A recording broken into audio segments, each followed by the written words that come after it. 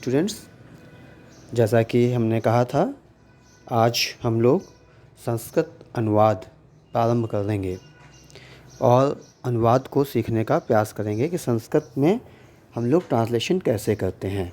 हिंदी से संस्कृत अनुवाद, हिंदी से संस्कृत में ट्रांसलेशन। इसके लिए हमें पहले कुछ बेसिक्स ज़रूर मालूम होने चाहिए।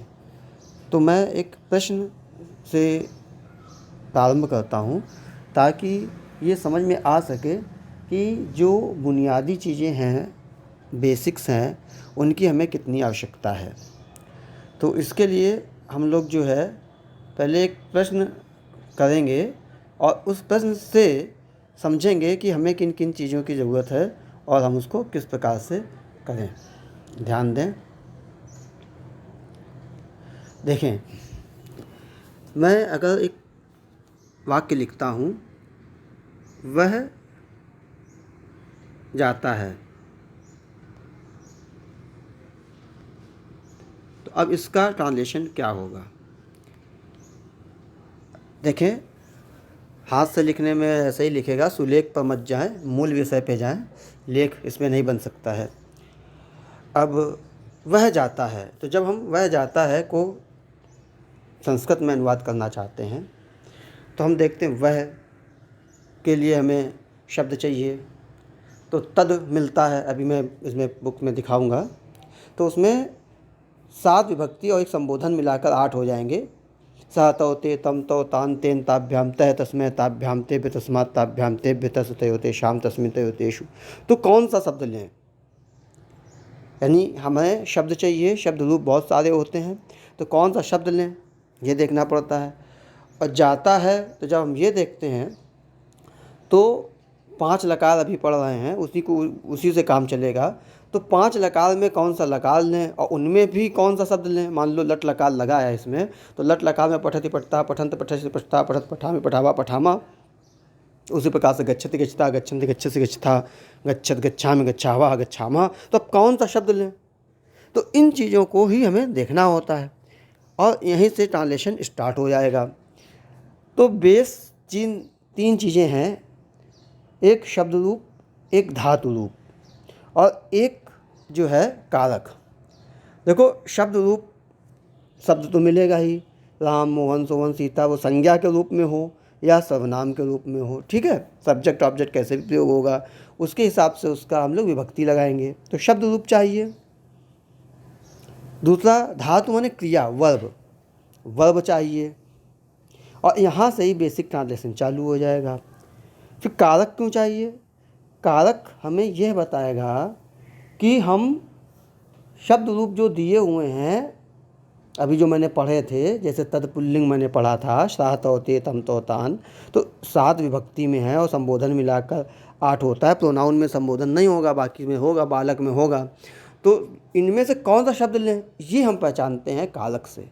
तो मुख्य रूप से 3 बातें आई कि हमें जो है शब्द रूप, धातु रूप और कारक ये देखने हैं।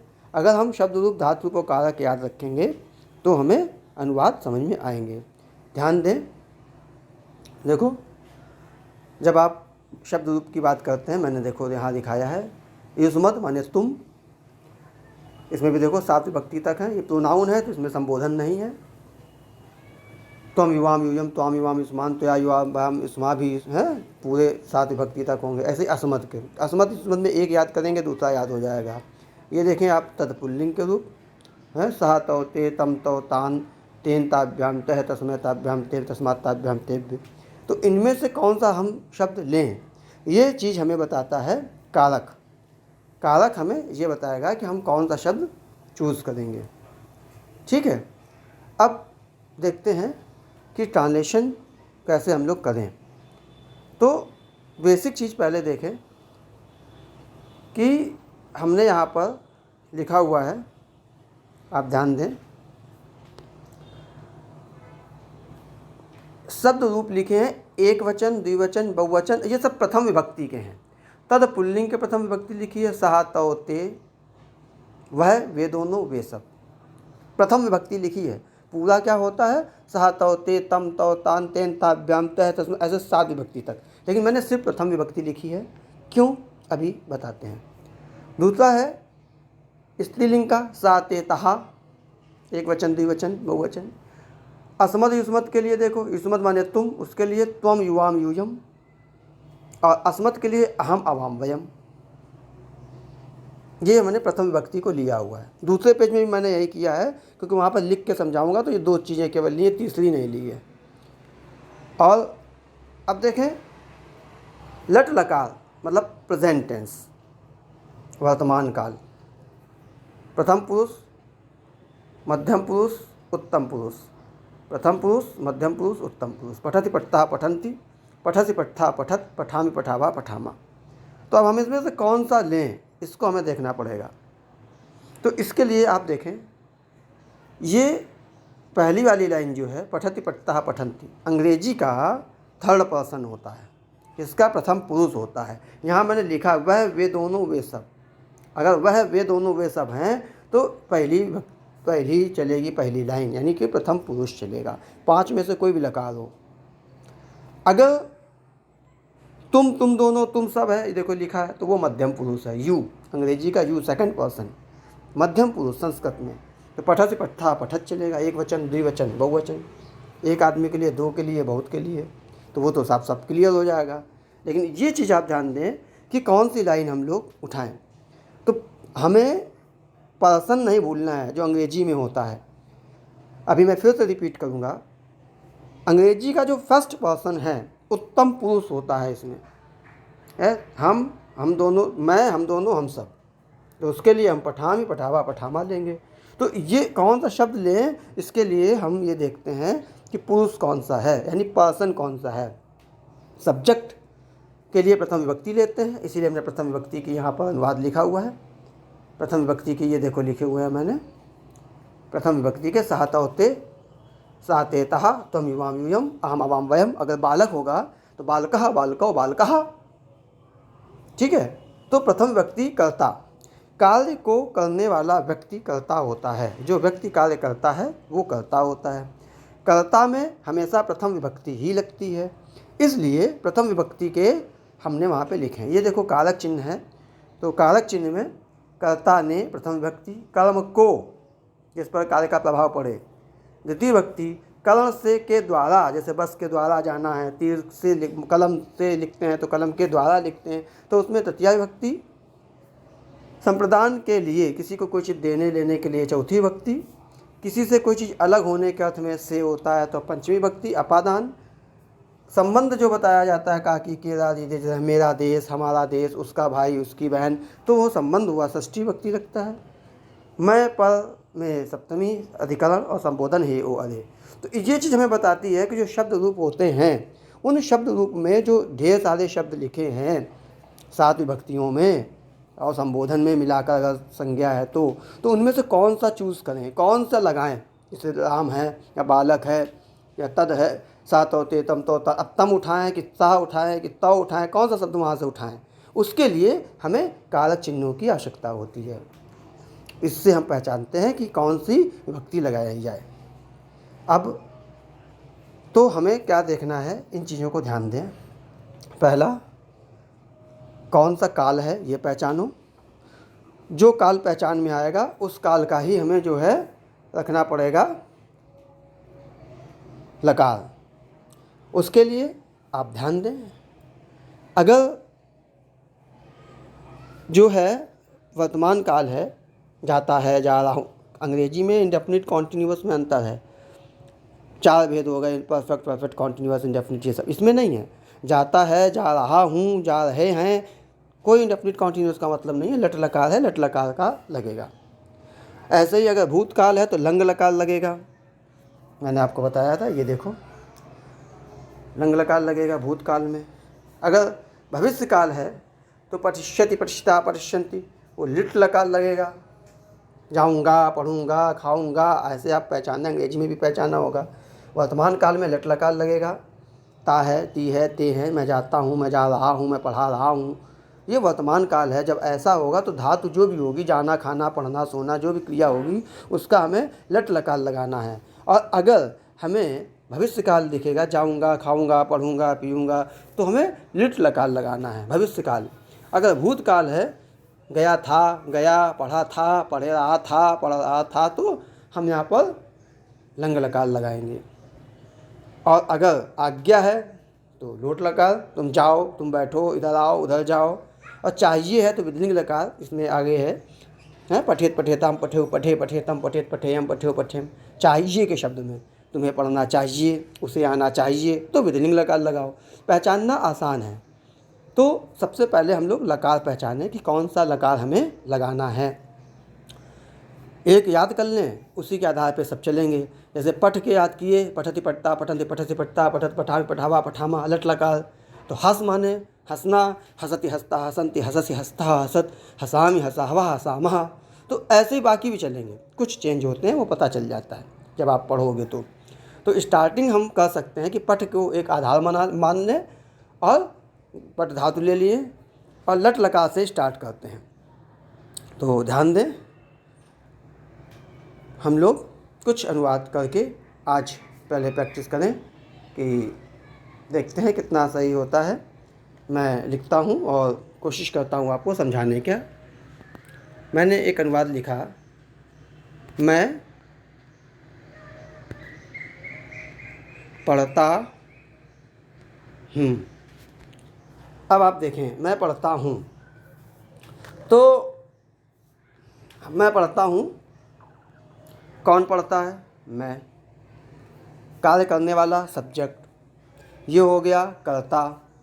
कर्ता का क्या हुआ? अस्मत् का प्रथम विभक्ति। कर्ता में हमेशा प्रथम विभक्ति लगाते हैं, वो मैंने यहाँ पे लिख रखी है। प्रथम विभक्ति क्या है? अस्मत् की अहम, मैं। तो इसकी जगह क्या हो गया? अहम। यहाँ पे आ गया अहम।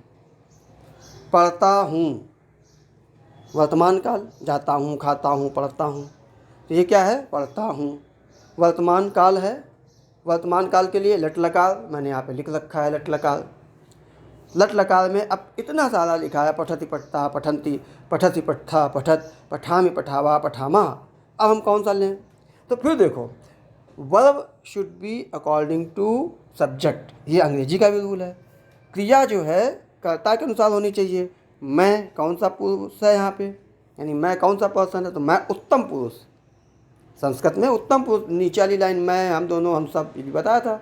तो मैं एक वचन है, तो मैं के लिए नीचे वाली लाइन तो एक वचन है, तो पठामी, है ना? ऐसे देखो, तो अहम पठामी, मैं पढ़ता हूँ, अहम पठामी, इस प्रकार से आ गया।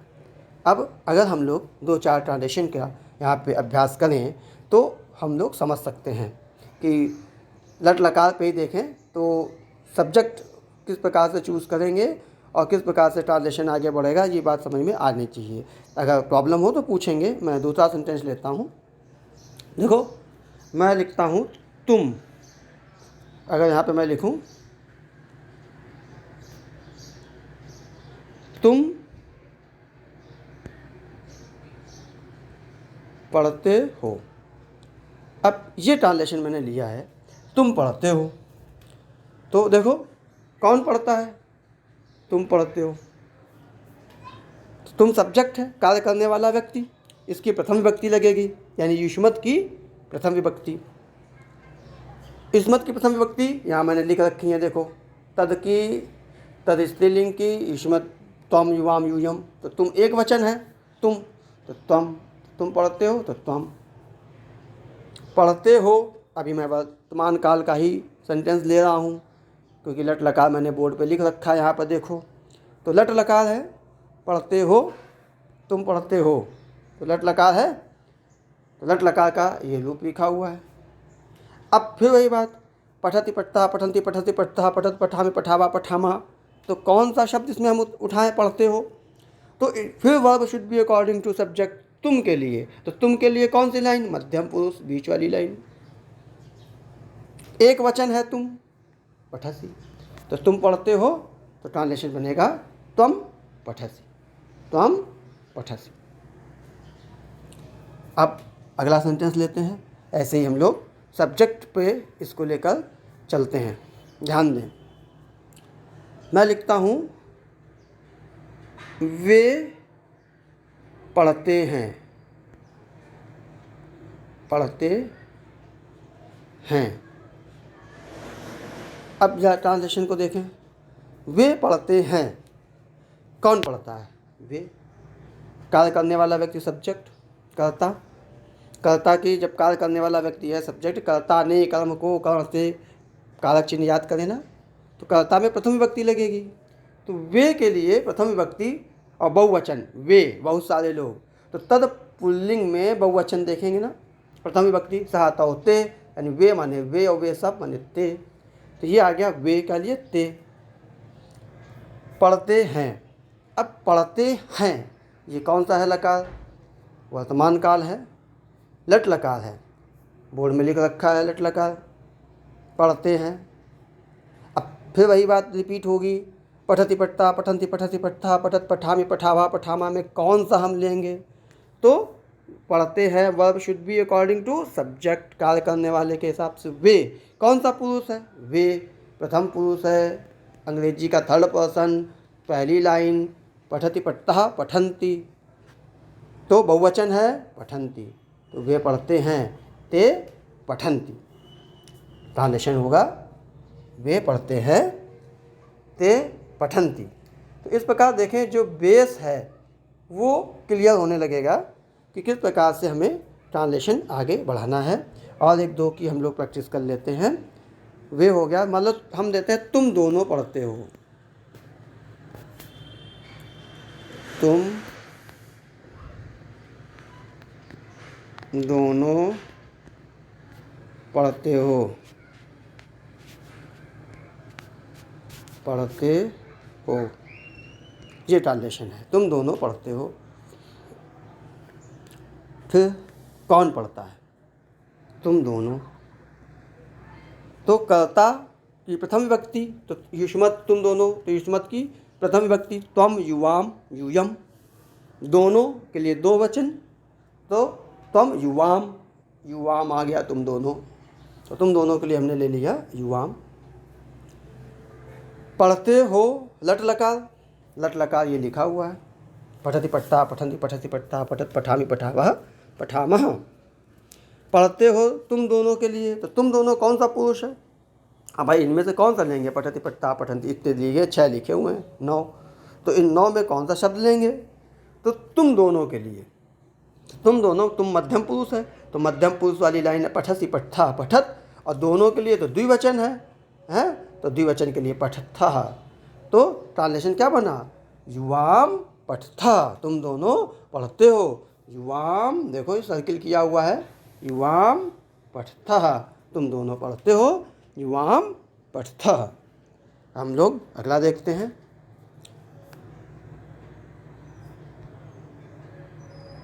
हम या हम सब हैं, हम सब भी लगा सकते हो, या हम एक ही बात आ गई प्लूरल, हम सब पढ़ते हैं, हम सब पढ़ते हैं। कौन पढ़ता है? हम सब, ये सब्जेक्ट हुआ, हम सब। तो असमत, इसके लिए प्रथम विभक्ति, हम सब असमत का रूप, अहम अवाम वयम, तो हम सब बहुवचन है, अहम अवाम वयम, तो बहुवचन में क्या है? वयम, वयम आ गया। पढ़ते हैं लट लकार, लट लकार यहाँ पर लिखा हुआ है। अब इस लट लकार में फिर वही 9 शब्द हैं, पठति पठता पठन्ति पठसि पठता पठत पठामि पठावा पठामा, तो फिर कौन सा लेंगे? हम सब, सब verb should be according to subject. Subject क्या है? हम सब। हम सब कौन सा पुरुष है? उत्तम पुरुष, तो उत्तम पुरुष की लाइन पठामि पठावा पठामा, बहुवचन है हम सब, तो बहुवचन में पठामः, तो हम सब पढ़ते हैं, वयम पठामः, हम सब पढ़ते हैं, वयम पठामः, हम सब पढ़ते हैं। इसके बाद देखते हैं अगला। अब ऐसे ही तुम दोनों हो गया, हम दोनों हो गया, अब ले लेते वे दोनों पढ़ते हैं, और उसके बाद फिर आगे देखते हैं वर्ब बदल के, वे दोनों पढ़ते हैं। देखें, अगर क्लास होती तो मैं बुला कर कराता कि भाई करो इसको, और बाकी लोग हाथ उठाते, बताते, जिनको आता चेक करते। यहाँ ऐसा संभव नहीं है, घर पे आप देखें, थोड़ा मैं रुक के करूँगा अगली टर्न से, तो उसको आप देखें कि कैसे सेंटेंस बन रहा है। अब वे दोनों पढ़ते हैं, कौन पढ़ता है? वे दोनों, ये आ गया वे दोनों, ये सब्जेक्ट है। तो वे दोनों के लिए सब्जेक्ट प्रथम विभक्ति तत्पुल्लिंग, तो सा तौ ते, तो वे दोनों, दो द्विवचन तो तौ, ये आ गया, तौ आ गया। अब ये तो हिंदी समझाने के लिए लिखी है, केवल तौ लिखेंगे। तौ पढ़ते हैं, लट लकार, मैं अभी लट लकार ही ले रहा हूँ, अगले एग्जाम्पल में मैं दूसरा लकार उठाऊँगा। तो पढ़ते हैं किसके अकॉर्डिंग? वे दोनों के अकॉर्डिंग लेंगे, सब्जेक्ट वर्ब के according. Verb should be according to subject, जो वर्ब है वो सब्जेक्ट के अकॉर्डिंग होगा। और वे दोनों, तो वे दोनों कौन सा पुरुष है? प्रथम पुरुष, वे सब, वे दोनों, तो ये पहली लाइन।